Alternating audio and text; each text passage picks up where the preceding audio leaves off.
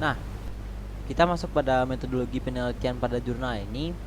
Penelitian pada jurnal ini menggunakan data dari Universitas Primanusantara Bukit Tinggi dengan total pendaftarnya ada 470 pendaftar beasiswa KIPK. Data yang dikumpulkan mencakup beberapa atribut yang penting, yaitu kepemilikan kartu KIPK, kepemilikan KIS atau PKH, dan surat keterangan tidak mampu, nilai rapor dan penghasilan orang tua, jumlah tanggungan, dan yang terakhir serta prestasi akademik dan non akademiknya gitu.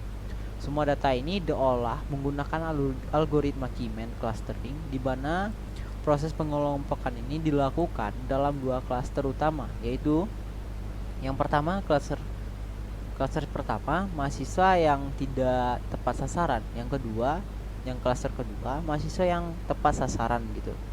Proses ini memperhitungkan dengan dilakukannya menghitung jarak equivalence-nya, yaitu cara menghitung jarak antar data terhadap pusat kelompok dan centroidnya gitu.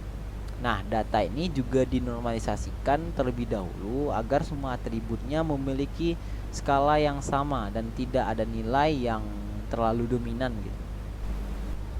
Kita masuk pada topik selanjutnya, yaitu proses clustering dan hasilnya gitu.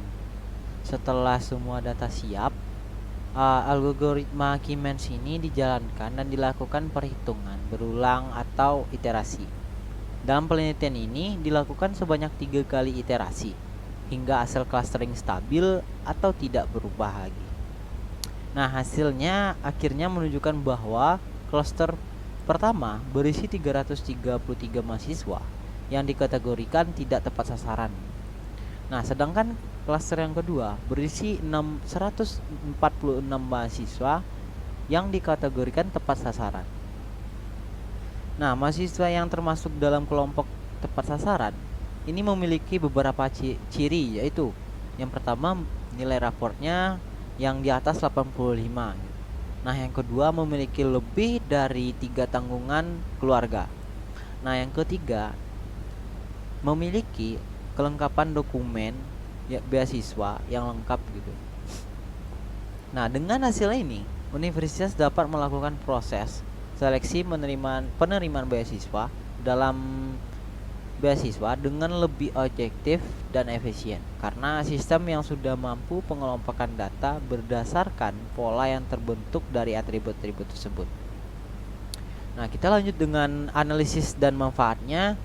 Dari analisis penelitian ini, algoritma Keyman terbukti efektif dalam membantu proses big data processing, khususnya untuk pengelompokan data dan penerimaan beasiswa. Proses seleksi ini yang sebelumnya yang dilakukan secara manual, kini bisa dipercepat dengan hasil yang lebih akurat dan transparan gitu.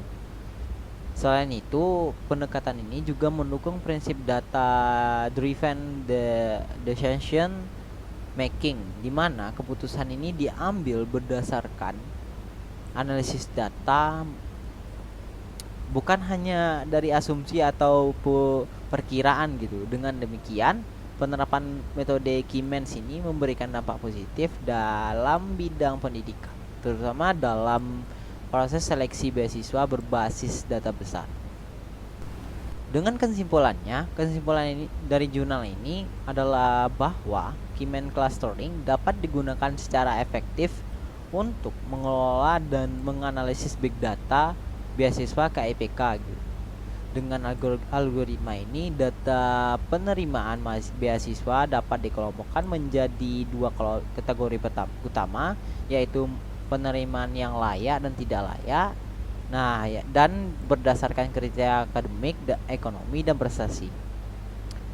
Nah, hasil dari pengelompokan ini dapat menentukan universitas atau lembaga terkait dalam mengambil keputusan penyaluran beasiswa secara lebih objektif, efisien, dan tepat sasaran. Jadi, dari pembahasan jurnal ini kita bisa melihat bagaimana big data processing dan algoritma Keymes ini saling mendukung dalam menganalisis dan mengelompokkan data besar dengan lebih cepat dan akurat. Penerapan metode ini tidak hanya relevan untuk bidang pendidikan, tapi juga bisa diterapkan pada bidang lain seperti bisnis, kesehatan, kepemerintahan, dan banyak lainnya gitu. Jadi Nah, itulah pembahasan jurnal tentang Big Data Processing menggunakan algoritma Keymes.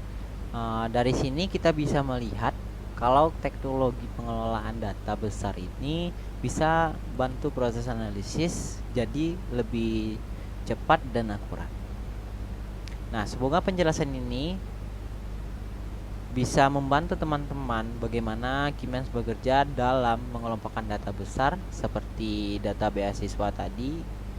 Nah, sekian dari saya. Assalamualaikum warahmatullahi wabarakatuh.